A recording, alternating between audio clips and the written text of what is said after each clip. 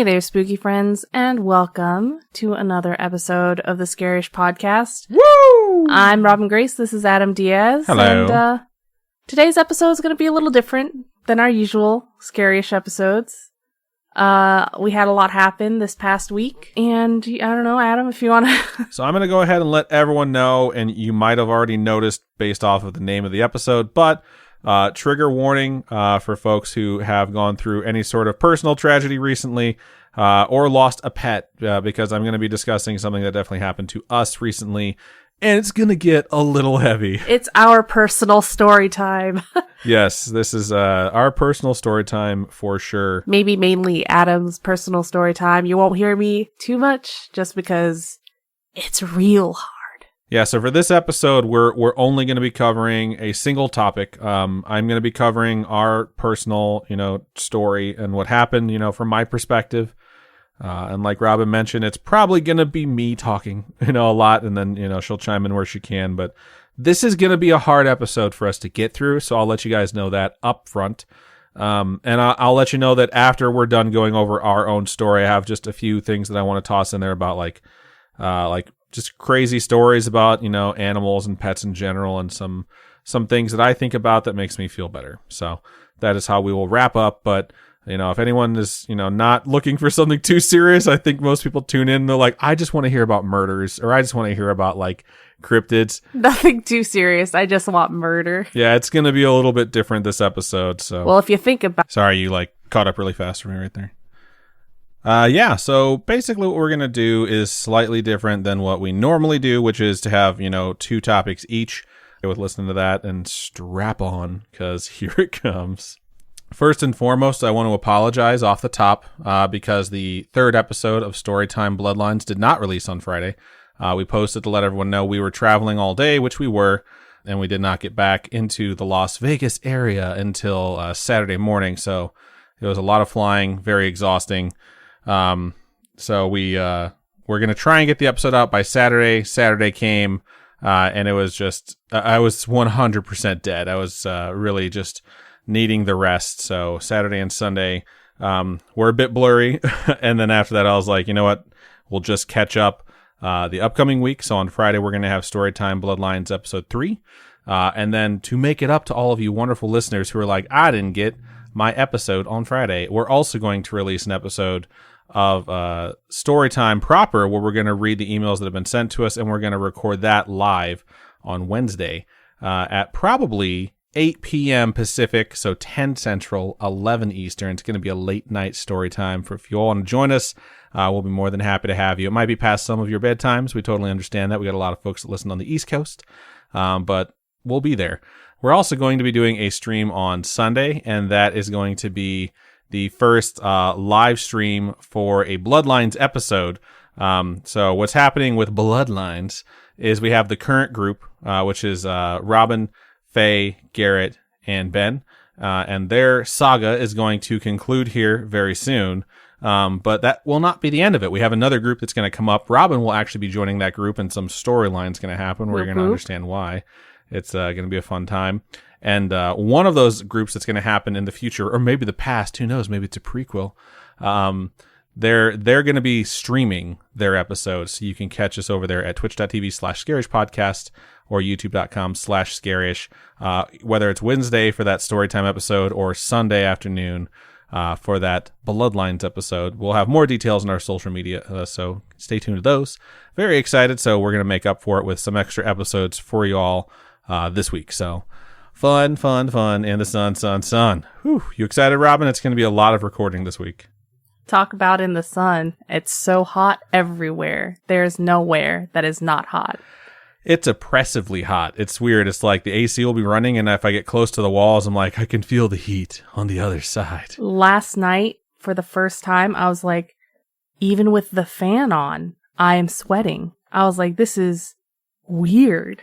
It's just so hot. I don't like it. I don't like how hot it is. Like, I understand I live in the desert, so I kind of signed up for it. But at the same time, it's like, it's rough.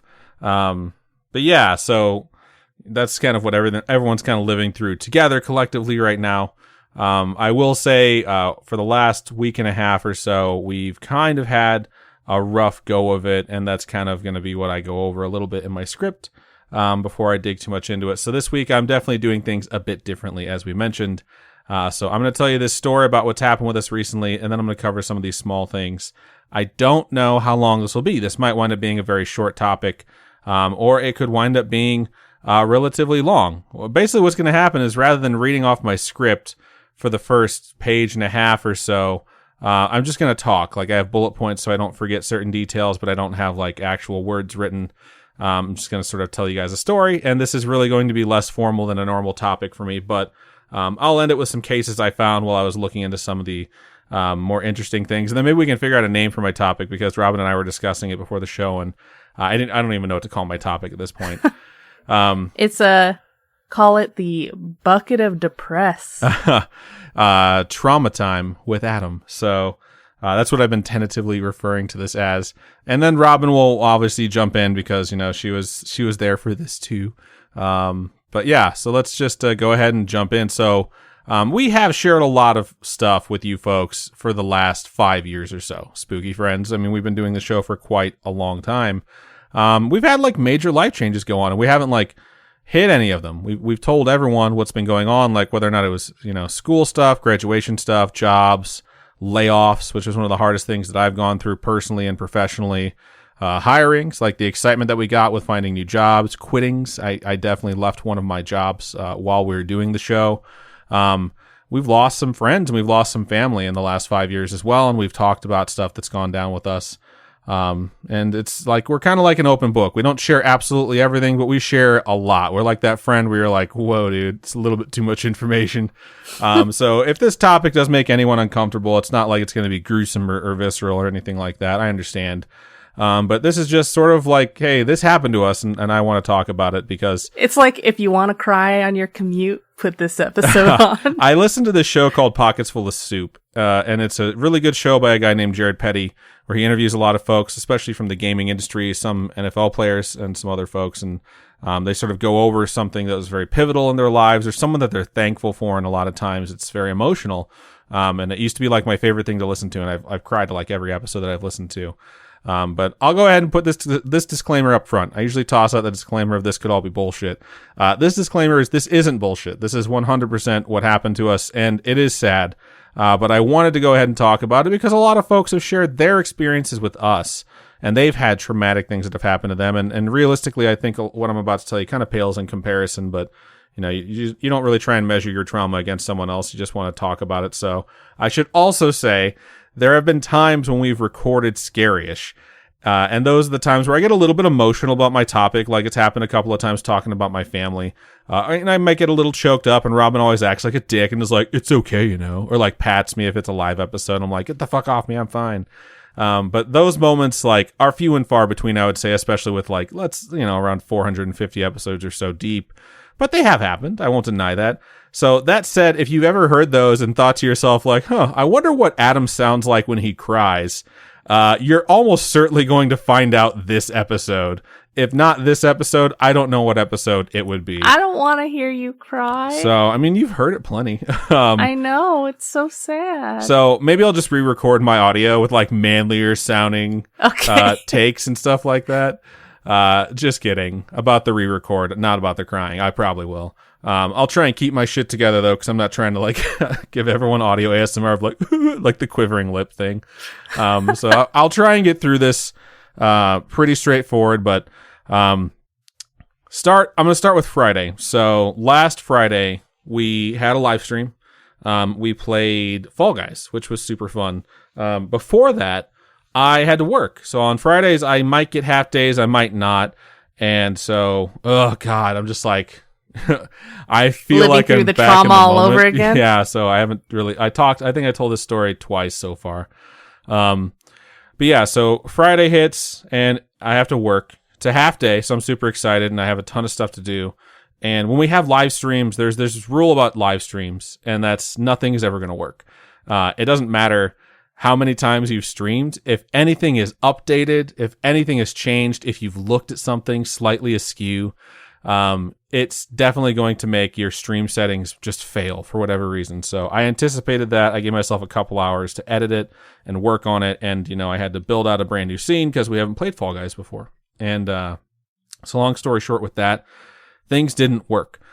And it was frustrating. So, you know, during work and during the stream setup, I was taking breaks to walk away. And so when I take breaks to walk away, I always walk downstairs. When I walk downstairs, at the bottom of the stairs is always our corgi, our black, half German Shepherd, half corgi. She's Yui. been on the show before. If you folks have seen her in a live guys have stream seen her. or She's something. ever wandered into the office, and we hold her up, and she's just absolutely adorable. And I always tell her, like, you're so pretty. You're so happy. Because she's always smiling, and she's always just, like, super happy to see you. So I would pet her, and I was, like, having a bad day. So I do this thing where, like, I look at her, and I, like, get all serious for a second, and then I run away really fast, and she chases me, and then I stop, and I turn around, and she stops, like, oh, shit. And then I chase her back, and, like, we would go back and forth, and I've done this with her a bunch. So, you know, I did that with her several times that day. She could tell I was having a bad day because she's like an emotional support dog. She hears someone having a bad day and she like will jump into your arms and like try and give you kisses because she's just such a cute doggo. And she came upstairs and she laid on my feet for a little while like, you should probably calm down. And sometimes if I get like pissed off and I start yelling, like she'll go hide somewhere because she's like, I'm not dealing with his shit.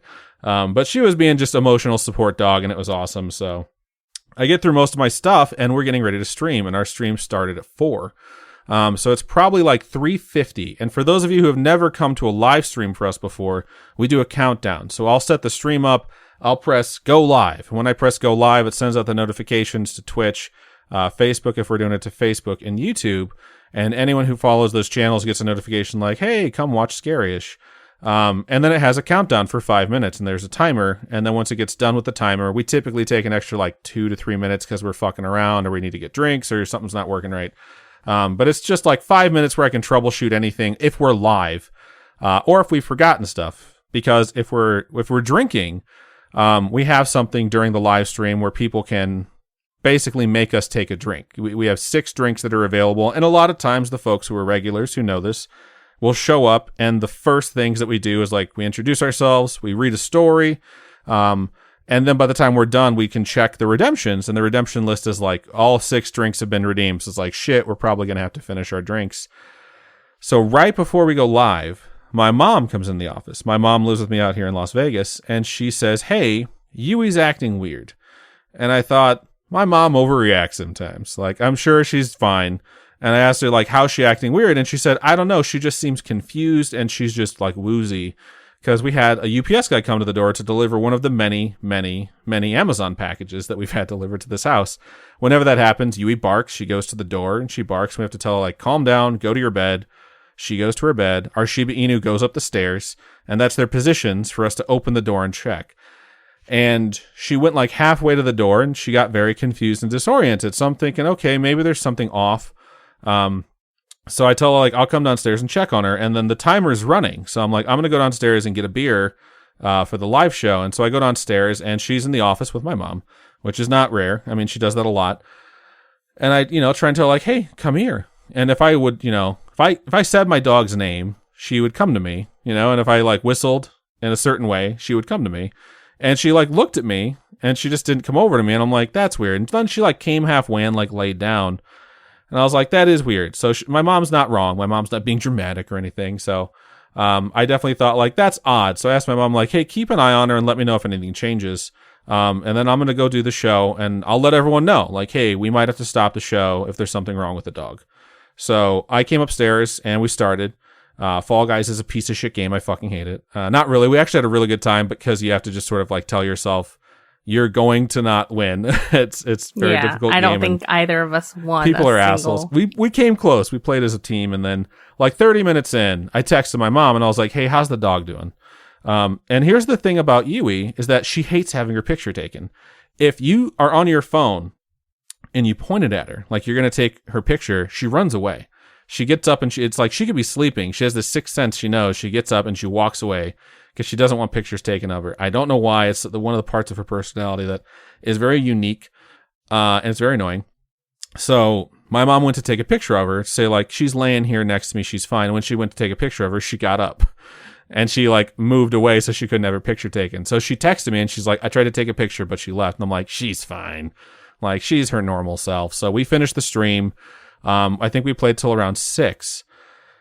When the stream was done, I thought, okay, I have the night, so maybe I'll stream me making dice. So on my personal channel on Twitch, I've been making dice, and I haven't done it in a couple weeks because things have been so crazy. So I was like, maybe I'll do that. But before I think about doing that, let me go downstairs and let me check on the dog. So I go downstairs, and she's just like laying in a weird spot. Like, you know, your dogs have certain spots they like to lay in the house.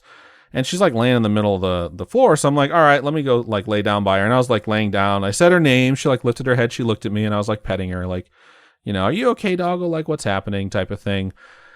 And so it's kind of odd because when I first got Yui, she was rescue. I got her when she was 8 months old, and, you know, she had been partially abused for portions of her life, and she hadn't gotten any vaccinations. And so the day they gave her to me, when I got her for free because it was a rescue, they gave her like all of her vaccinations at once. So when I got her, she was really lethargic and she was really fucked up. And I was really worried the day I got her, like, she's going to die. So I had this little dog bed, and I had it in the living room, and like I hadn't, like, you know, gotten her trained on my apartment at the time, or like sleeping in the bed or anything like that. So she immediately went to her bed that I had gotten for her. And so I just slept out on the floor with her next to her because I was like worried about her. And then the next day she was fine. So when I got downstairs and she was like acting weird, I was like, I'll lay on the floor with her. Like, I've always done that when she's not feeling well, and it's something that I'm kind of like used to doing. So, you know, I laid down with her, and I realized like she's not quite right. You know, she's not fucked up, but she's acting odd. And then, you know, I decided like I'll stay down here until she's feeling better, and then I'll go stream. And so eventually she got up, she got some water, she came and she laid down by the chair that I was sitting in. And then she went and laid in her dog bed, and she like fell asleep. And I was like, okay, I think she might be all right. I think she probably ate something, or, you know, something happened and she's going to sleep it off. So I was just like, I'll stay down here and just make sure. So I was staying down there, and then, you know, she eventually came over by the couch that I had moved to like lay down next to me. And then my mom finished up working, and she came and sat in the living room. So she was going back and forth between couches. And I'm texting Robin updates and sending her pictures and letting her know, like, you know, I think she's going to be okay. And I texted Garrett, who's on the show currently on Bloodlines, and he's my co-host on Wheel of Time, the Wheel of Time show about the Wheel of Time show. And we were supposed to record. That's actually what it was. We were supposed to record Bloodlines. We were supposed to record the end of Bloodlines Friday night, 30 minutes after the Fall Guys stream ended. And then we couldn't. And I don't want to dive into it, but like, we had some folks that just couldn't make it for very personal reasons. And then, you know, I was texting with Garrett, and Garrett was saying like, you know, actually it's probably better that I couldn't make it either, because, you know, he had something going on. And I told him like, you know, my dog is sick right now. So it was just like, I'm glad that we didn't stream, or excuse me, we didn't record, because, you know, I was like, it's probably a night we should all be taking care of something else. And so around that time, I decided I was going to lay next to Yui again. So I laid down on the ground, and I was petting her and looking at her, and she looked okay. And I thought to myself, and I don't know why I thought this, I was like, I'm going to put my head on her chest because I just want to hear her heartbeat. And I just thought, like, if I hear her heartbeat, I'll feel better. So I put my head on her chest, and I couldn't hear anything.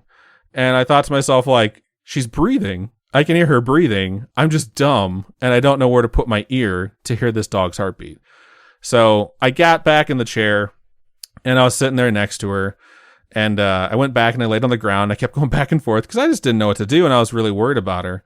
And so I was laying there, and I just decided, you know, I'm going to sleep down here tonight. Like, she's not going to want to go up the stairs to go to the bedroom. She hates it when I carry her. This is this weird thing where she gets triggered if I carry her. She'll let Robin carry her all day. But if I carry her, she pees. It's her defense mechanism, and it's led to a very disgusting incident where she peed while I was carrying her, and I tossed her on the bed. And she laid on her back, and her tail was wagging. So it just flung pee in my face. And it was like the worst experience ever. So I'm just like, rather than put her through that right now, I'm going to go upstairs, and I'm going to get my cell phone charger, because my cell phone was at like 10%. And I'm going to get my Steam Deck. I have the Valve Steam Deck where you can play your computer games on your handheld. And so I was like, I'll just stay down here tonight. And so I went upstairs, I grabbed my shit, and I heard my mom talking. And I figured she was just talking to Yui and telling her like everything's going to be okay. So I came back downstairs, and Yui had moved. And initially I was like, that is a great sign. Like, she got up to move. Maybe she wanted to go outside, or maybe she wanted to come upstairs with me. And she had like made it kind of like halfway to the stairs, and then she laid back down again. So I got into the living room and I set my stuff down, and I was just like, cool, like this is where I'm going to set up. And my mom told me like, hey, like she tried to walk and she kind of just like went sideways and then collapsed. And I thought that's not like her. So I laid down next to her. And when I did, I realized her legs were just in this weird like position where I realized she didn't lay down. Like her legs weren't working. It was the first time where I was just like, and I've been looking up symptoms for everything that was happening to her. So I was like, at that point, wondering maybe she had a stroke or something along those lines. But because, she was laying that way, I thought to myself, her legs aren't working right now. And it really freaked me out. And, in that moment, I had already looked up places to take her, like animal hospitals I could take her overnight, because the vet we normally take her to closed at 6. And I had been telling myself, like, she'll make it through the night. She'll be better in the morning, because it's happened with her so many times. And I just said, like, in that moment, like, this is, fuck this. Like, I'm not waiting until the morning. I'm taking her to the vet right now.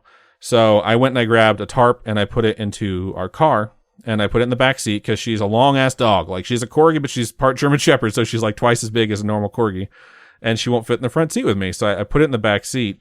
And then I went back inside and I told my mom, like, hey, I'm taking her right now. So if you can close the door and not let the other dog run out, like, I'm going to pick her up. I'm going to take her, and, I'll find out what's wrong with her. And my mom did that.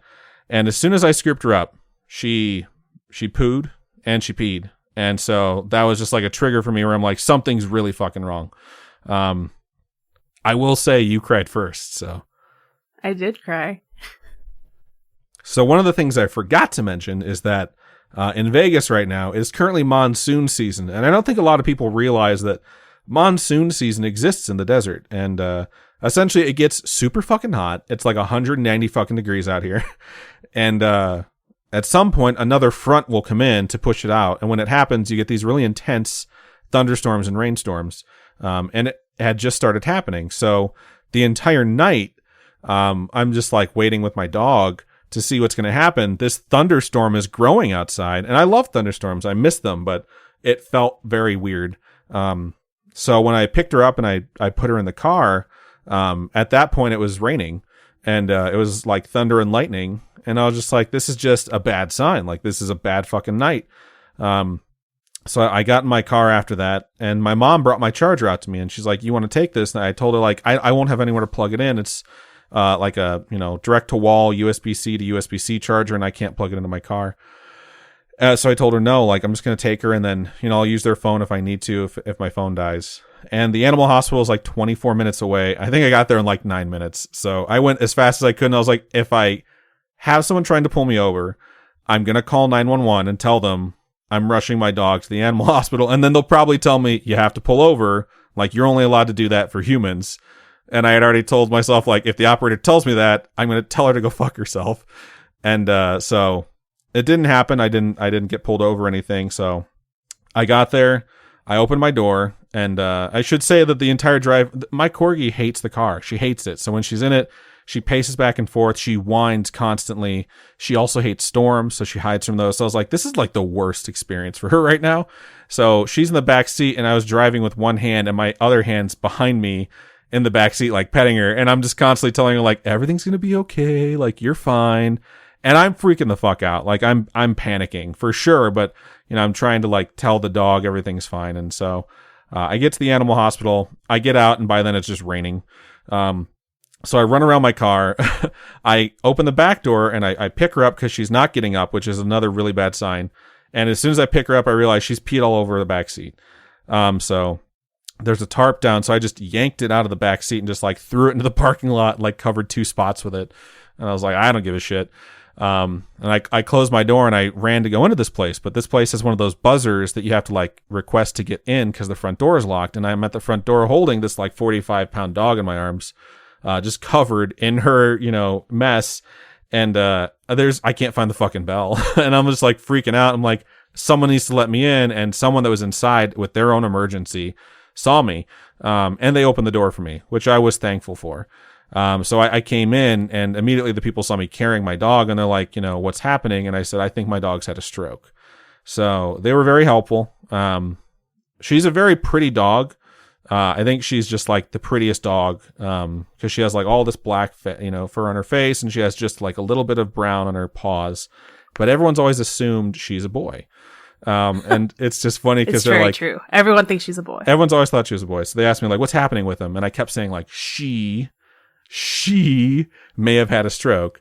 And some guy came and took her. And as soon as he scooped her up, he's like, do we have your permission to run whatever tests we need?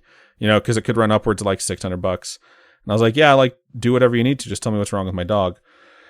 And so he took her from me. And that was the first time I realized like, oh wow, like I am covered in pee and poo. Like I need to clean up. So they were like, we're going to take you to a room. And I was like, can you take me to the bathroom? Cause I'm a mess. And they're like, yeah, sure. So they took me and I'm telling myself in the bathroom, like, she had a stroke. She will be fine. She's a tough dog. She's never had like anything she couldn't beat. She's always been full of energy and she's strong as hell. Like she's only 10. She's going to be okay. And then I was texting Robin updates. I got put in the room and they came in and they said like, hey, we just want you to fill out some paperwork on your dog. So, I mean, everyone's always had to fill out those things at the vet or the doctor's office or whatever, it's a questionnaire. And I'm realizing now that this episode's going to be long.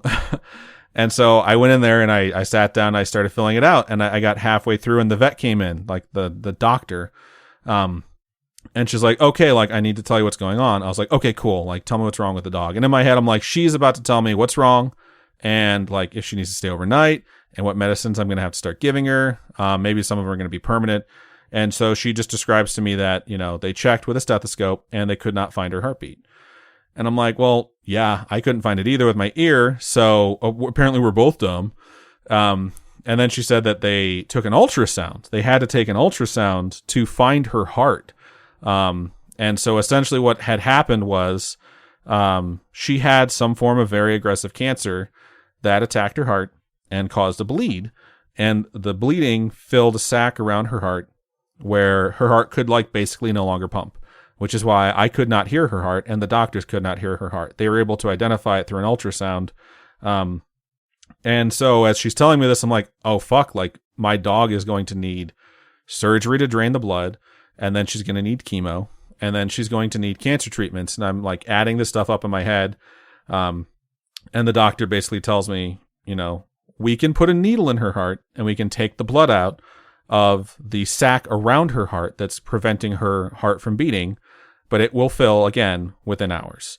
And I was like, okay, cool. And I'm still waiting. Like, so tell me what the win scenario is here. So the doctor did tell me that, if we went ahead and drained the sac from, around her heart, that, it could buy her a few hours. And in some cases, another dog, she had seen it buy them a few days, even up to a week. But the quality of life would be very poor. She'd be in a lot of pain. But that ultimately it was our decision, what we wanted to do. So it's weird because when she told me that, I was just like, okay, cool. So, what are we going to do to like get her better? And like, she'd already told me the full thing and I just kind of hadn't processed it yet. So she repeated most of it.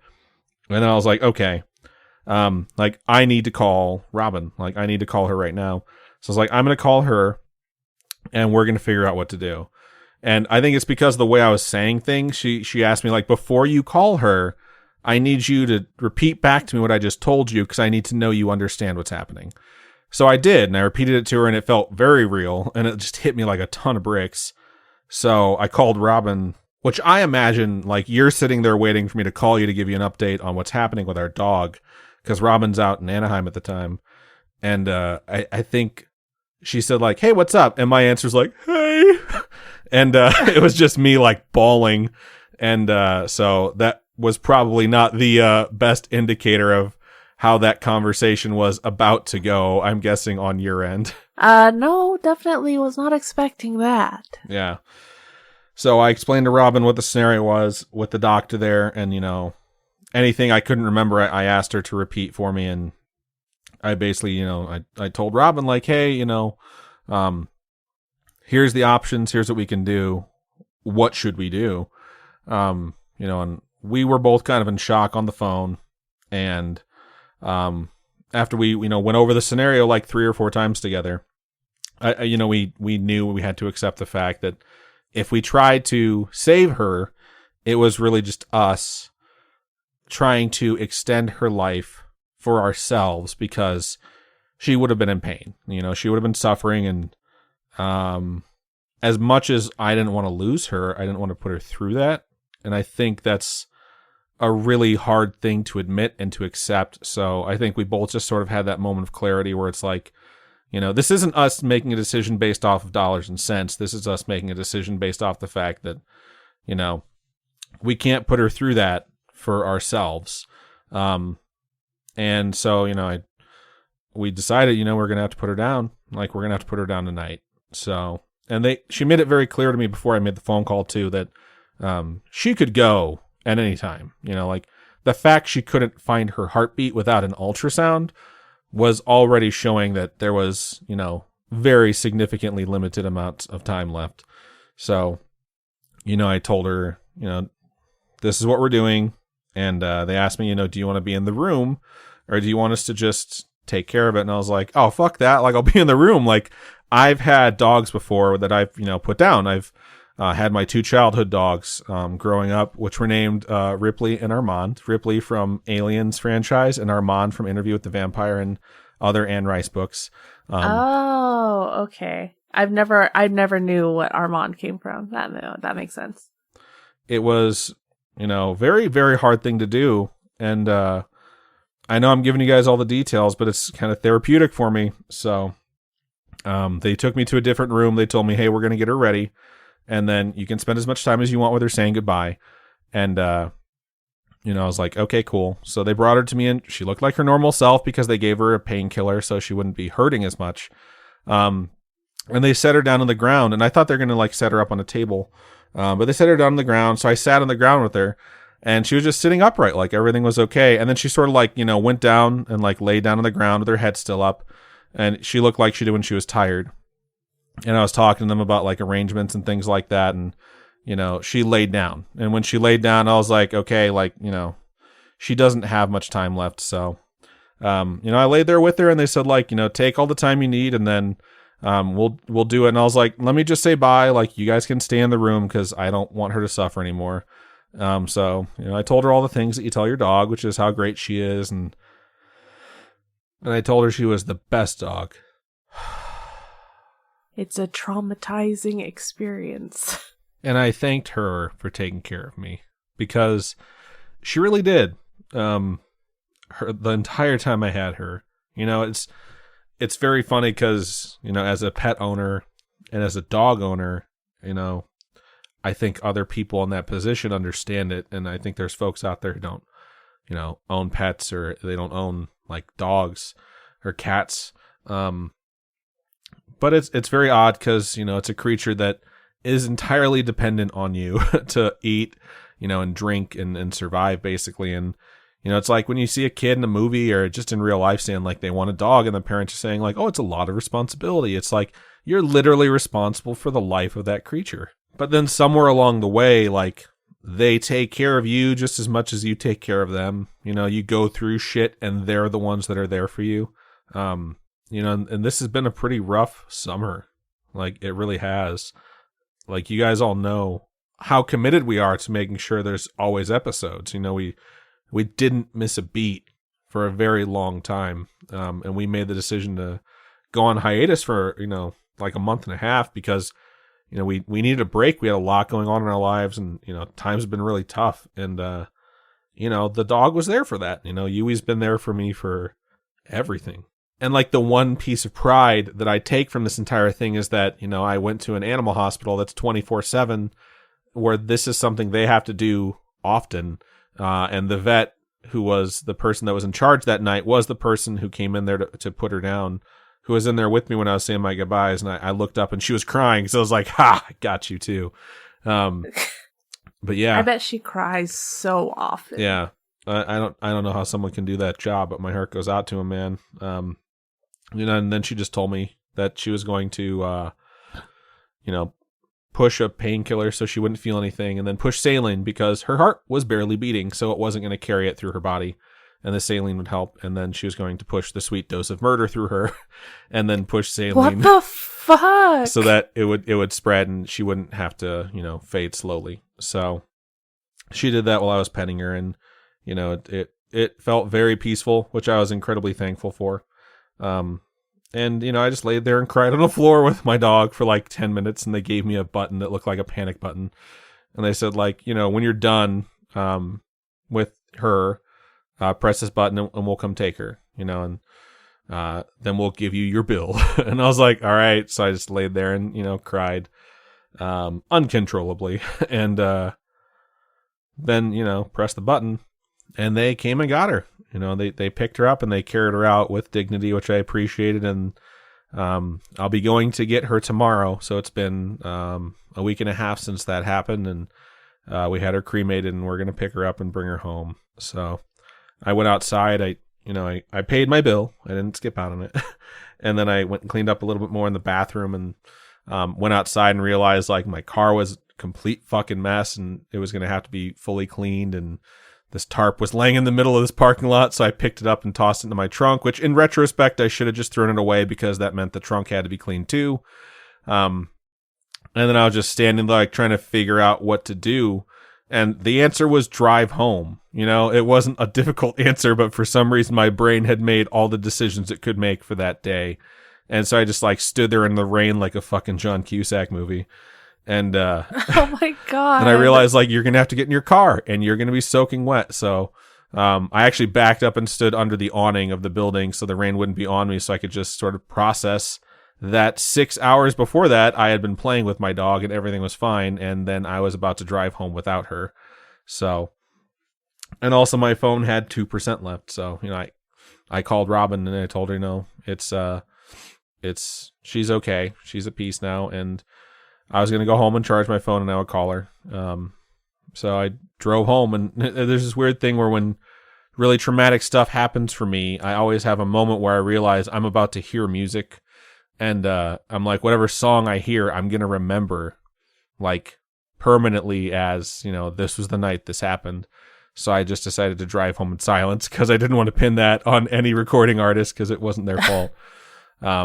And also it was pouring fucking rain. It was a huge lightning storm, and it was just the experience of like, yeah, this is like one of the worst nights ever. And I mean, I've lost a lot of family and friends, man. Like I've mentioned it before, but I've probably been to like close to 40 funerals in my life, and I'm only 37.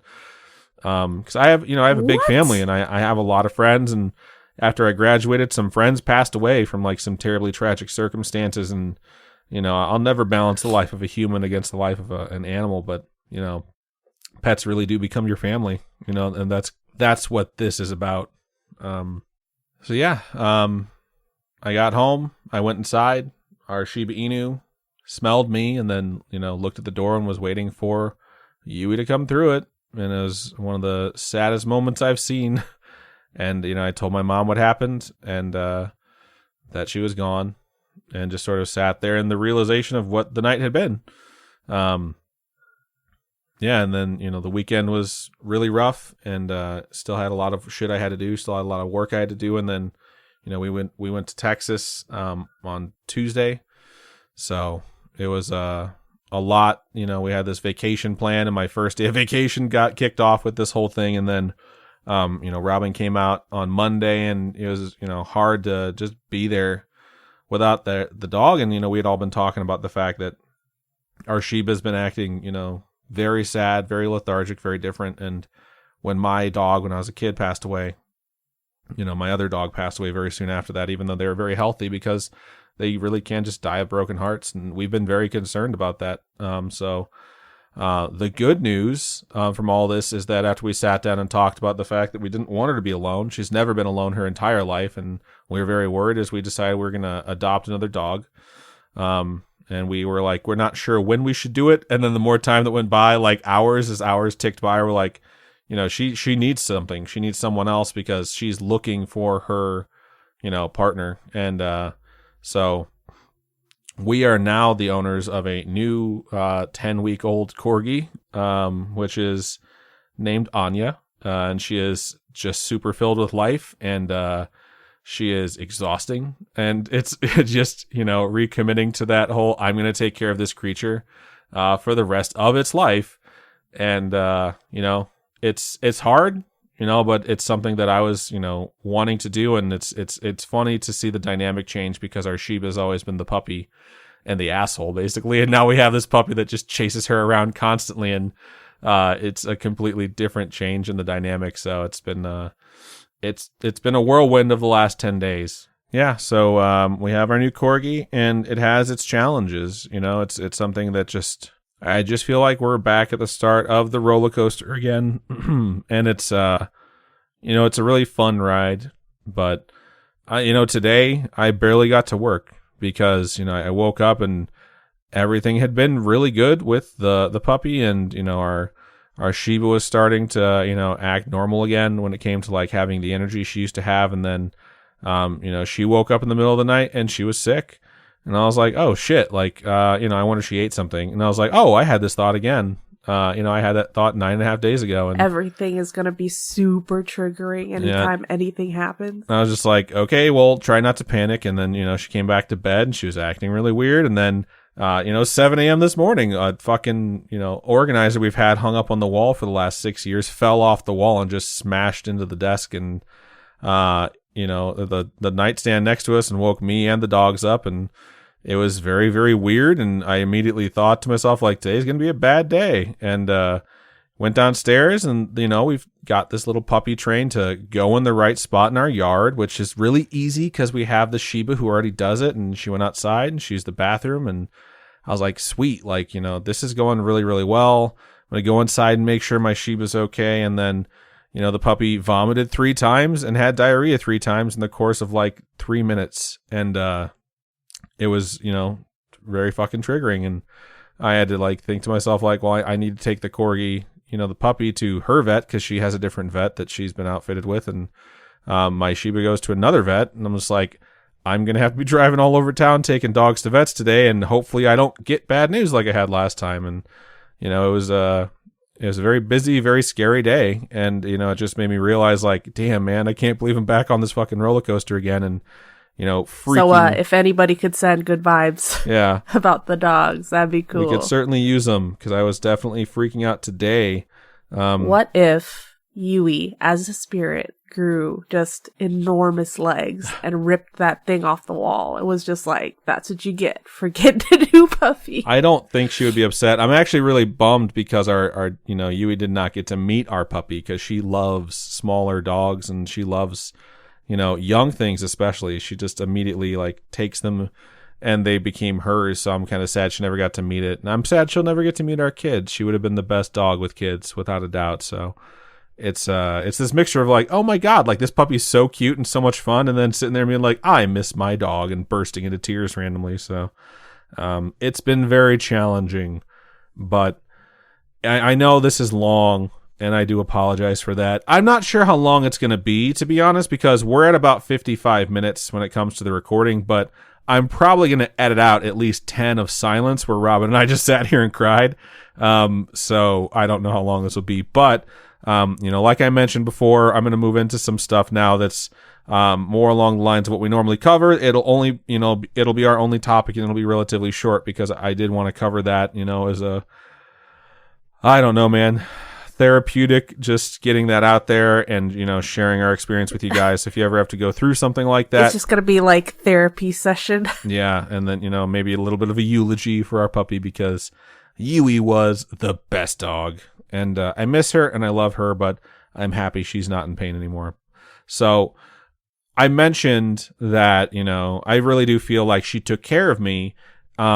And it's kind of weird to think that there's these like creatures because, we have like pets and like I've always talked about before, like I say it to Robin a lot, like, isn't it weird that like we have this creature that could totally like bite us and hurt us or like rip our throats out? Like when you have like a Great Dane or like a Mastiff or a Saint Bernard, these are massive creatures that live with you, that could absolutely kill you if they wanted to, and they don't. They just fucking love you, and they love you unconditionally, and it's just this bizarre thing where if, like, someone from an alternate universe that didn't have pets were to show up, they'd be like, what's this creature in your house? And it's like, who, Snuffles? Like, Snuffles is like a member of our family.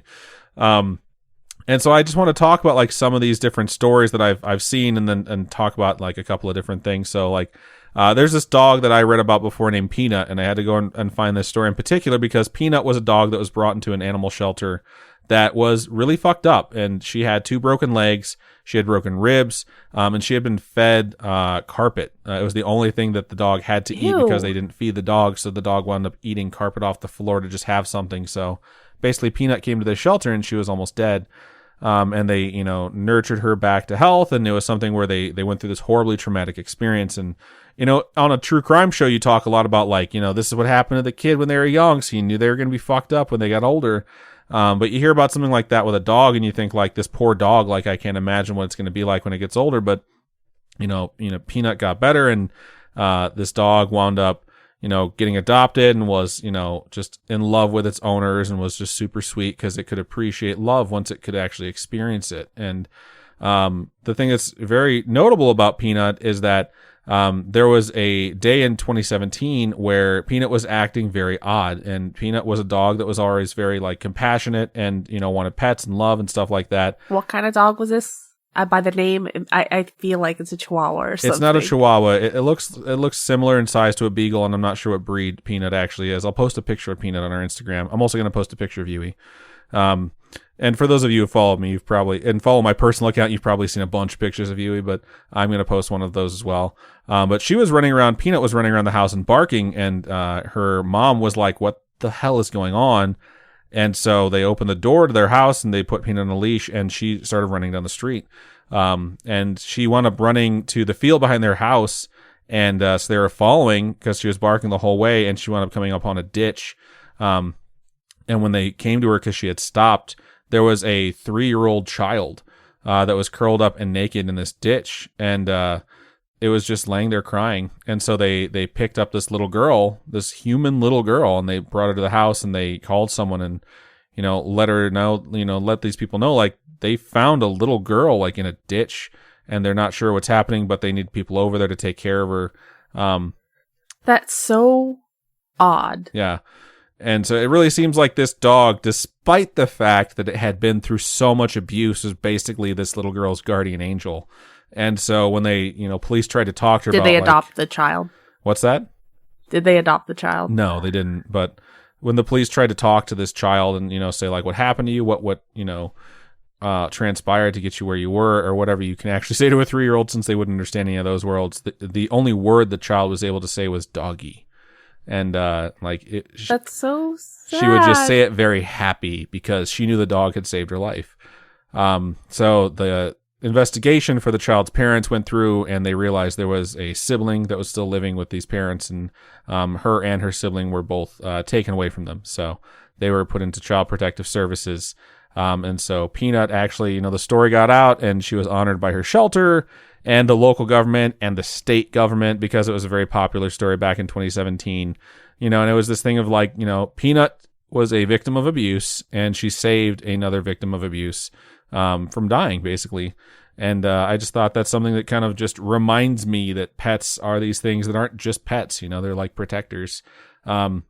There's another one that I read about a teenage boy and his dog who were fishing and potato picking, which I didn't realize was a thing up in Canada. I mean, how else do you think potatoes come to be? Someone's got to pick them. No idea. I thought it was like when a mommy potato loves a daddy potato.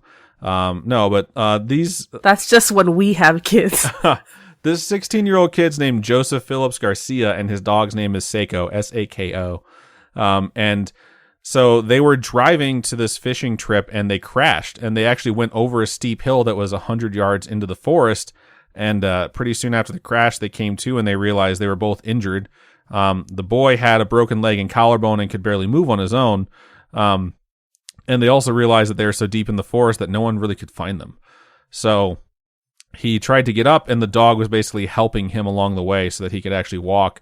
And they wound up going to a creek to get water, but the kid basically couldn't move any further because he was so fucked up. So they decided that they were just going to lay there. So he just decided, someone will find us. And so they laid down there, and in the night, coyotes came. And when these coyotes came, they came in a pack, and they were basically coming after this kid. And his dog ran to the bushes and fought this fucking pack of coyotes off. And so the dog came back, and the dog was survive? hurt. But the dog did survive. I can't know. So the the teen stated, quote, "We were just falling asleep, and that's when you hear the first couple of howls. He got up as soon as he realized their scent was coming closer and closer, and then he just went in. You could hear them just fighting and the bushes rumbling around," end quote. The dog did come back. The dog did survive, but it took 40 hours for someone to find him, and the dog stayed with him the entire time. But both of them made full recoveries. So just another example of a dog basically being a guardian angel. Like, there's no reason that dog shouldn't be like, fuck this. Like, I'm leaving. Like, I'm going to go find something to eat and just leaving this kid. But yeah, but I mean, if you've raised this creature, you know, for X amount of years, it's like, well, this thing's always giving me food. So, like, where else is it going to go? So I'm going to fight a pack of fucking coyotes for him. It just does not seem to add up. You know what I mean? It's like there's just this connection between a human being and a pet that's like 1 + 1 = 3 type shit. So for every good dog, there's the asshole dog that if you're walking on crutches, they will pretend to be limping. Wow. That's just empathetic. They see you're hurt, and so they want to like make you feel like you're not alone. If our dog did that, I'd be like, stop making fun of me.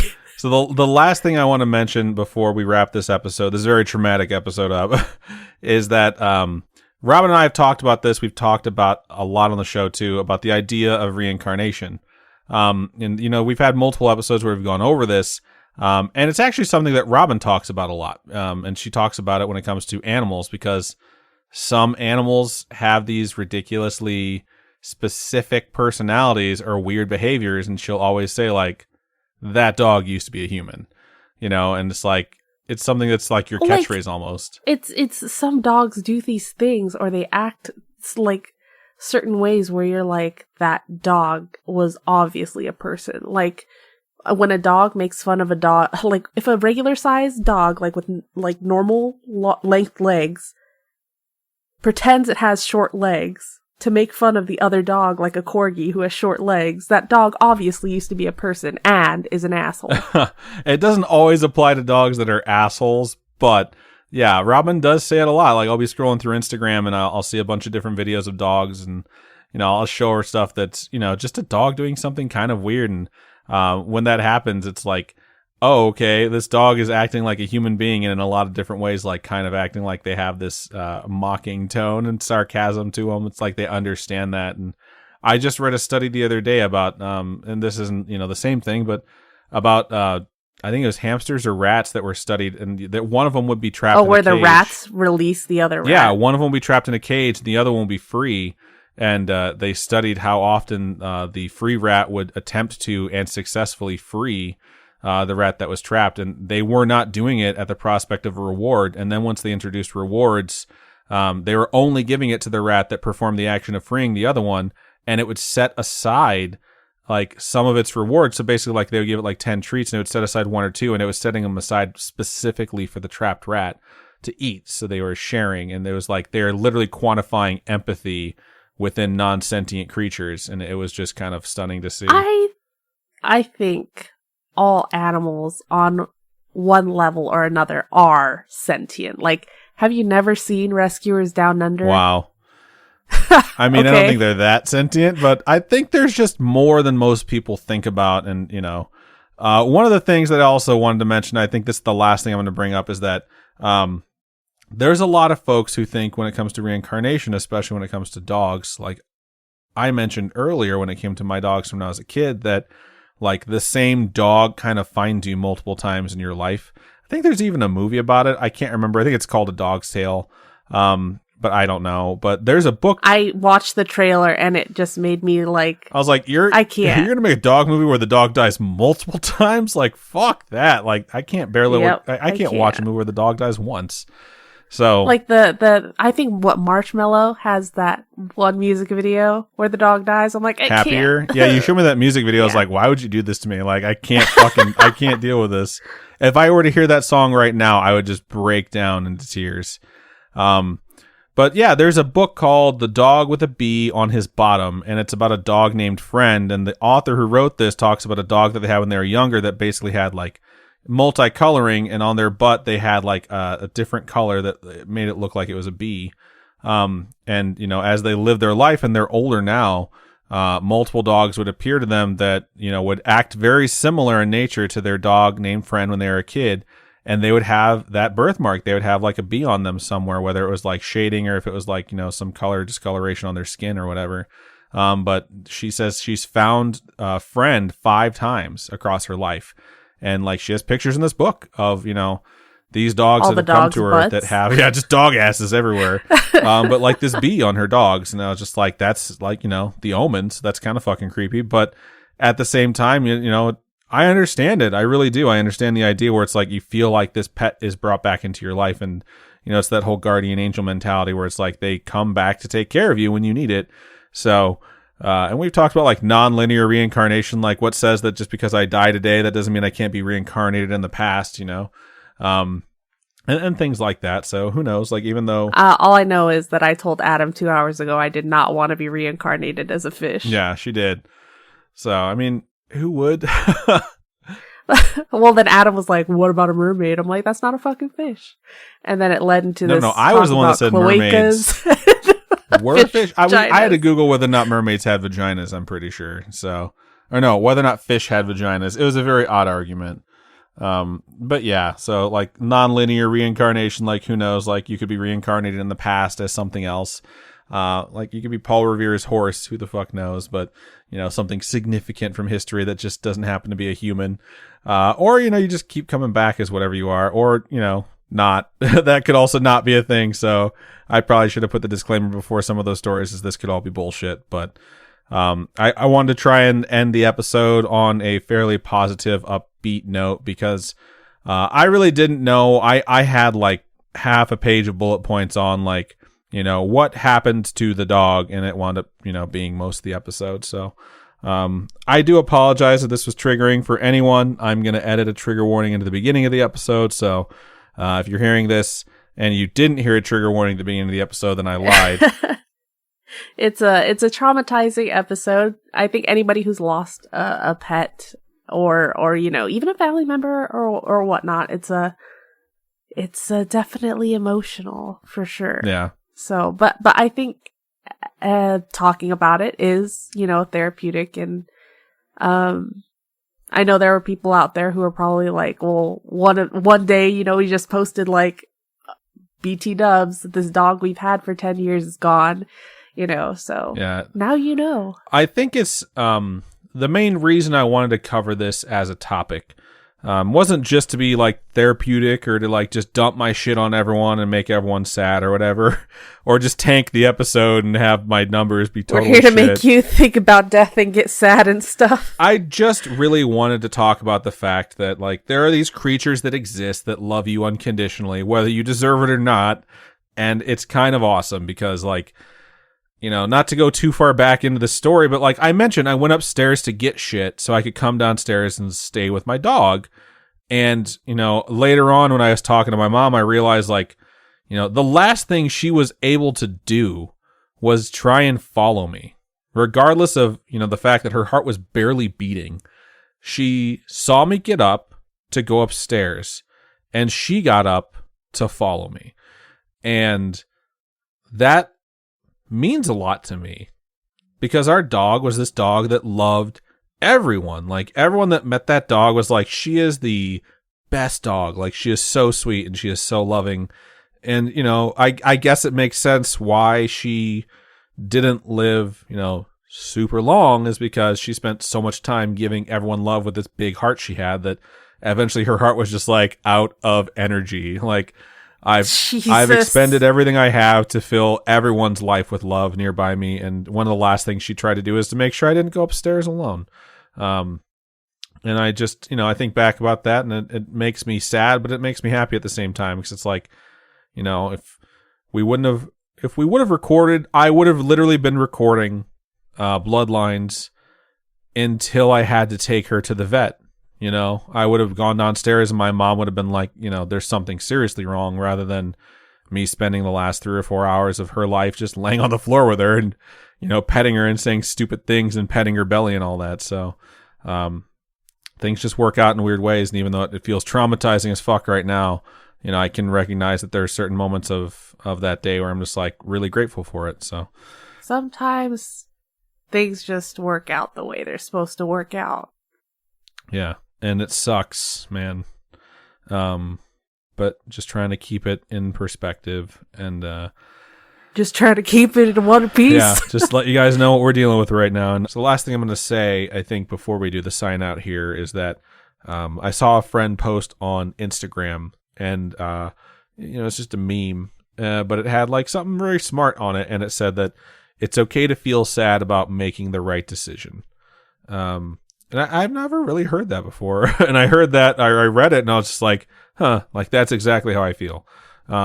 So it came at the right moment after you were feeling so shitty. Yeah, it did, because like part of the thing about like accepting what happened is like the next day, like the multiple next days, is like going through every moment, like starting at, the day, Yui had to be put down, and then thinking like, what could I have done differently? What could I have done to like get her more time or make sure she was okay? And then tracing it back to like, every fucking symptom we ever could have possibly seen, taking her for, vet visits and regular checkups and vaccinations and blood work and all the stuff they do for dogs once they're older, and just thinking like, what if I had done this or what if I had done that? And, it's what you're really doing when you do shit like that is trying to find an option where they would have been okay, because there wasn't one, It's like we did not have an option where she would have been okay. We didn't have a way to save her, and you feel helpless. So you wind up thinking like, well, what could we have done? What decision could I have changed in the past that would have made things okay? And, I've gone through the grief cycle before for human beings mainly, and just like gone through and thought like, what could I change in the past? And all you're really doing is trying to find a way to, say, well, it could have been different if I would have done this. And then once you get to that point in your head, then you find a way where you can blame yourself. And all you can do is take action from this point on to, if you think like I should have done this in your interactions going forward, maybe do that, Yeah. Like if you think maybe I didn't spend enough time with that person, or maybe I didn't do this, like spend more time with the people in your life, or your dogs. Just the things that matter, man. I think that's what this episode really comes down to is, just all the things. Don't take anything for granted. And I am YOLO. very proud of the fact that Robin and I have literally never taken that dog for granted, because I'm sure it's been very annoying to people that have been around us, but we have told that dog like every moment she's been in our presence how much we loved her and how awesome she was, like constantly. So, and I'm sorry to everyone that had to endure this episode, and I'm just going to go ahead and say thank you for listening. So I was telling Adam, like, I bet now we're just gonna, well, you know what? I was saying, like, I hope I experience something with our dog. Because people have sent us stories of their experiences after they've had a pet pass away. So I'm hoping that I can be on the story time with my story. I mean, I have definitely thought I felt something bump into the back of my thighs, because Yui definitely used to follow us, and like she'd push her nose in the back of your thighs because she was always trying to get shocked. She loves static electricity. And I every now and then I think something is like booped the back of my thigh. It's probably just my pants touching me, and then every black object I see out of the corner of my eye, I think it's her, like walking over or just laying there, because I'm so used to her being in my peripheral vision. Then I'll turn and be like, oh, it's a purse on the floor or something like that. So not exactly supernatural, but it's just the fact that she has been next to me every day for the last like 4 years or so. And it's a comfort thing, I think, but who knows? Maybe something like that'll happen. You can go ahead and send us your stories. It can be supernatural, paranormal, coincidental, true crime, extraterrestrial, whatever you guys want to send over. And you can email storytime@scaryish.com, or go to our website, scaryish.com, and click on Contact Us. Fill out that form. It comes directly to us. Or hit us up on our social medias. Facebook is facebook.com/scariyishpodcast. Twitter is @scariyishpod, and Instagram is @scariyishpodcast. Robin, for folks who would like to donate to us, how can they do so? You can go to patreon.com/scaryish podcast. Monthly donations, tiers start at $1. I am going to be sending out, finally, the summer gifts, the summer rewards here this week, since we're finally winding down, getting able to do a little bit less. And if you're not into the monthly donation type thing, you can also go to coffee, ko-fi.com/scaryish podcast, and all your donations go to helping us keep this show going, because we gotta keep the show going. Right on. And I think that's just about everything we have for this episode. Thank sweet merciful Christ. Let it end. There's more trauma, but we'll save you from it. I just wanted to make sure we had this episode, but it is over. So, that's everything we have. So, Robin, why don't you go ahead and sign us out? Keep on creeping on and hold your little fur babies tight. And we'll see you next week.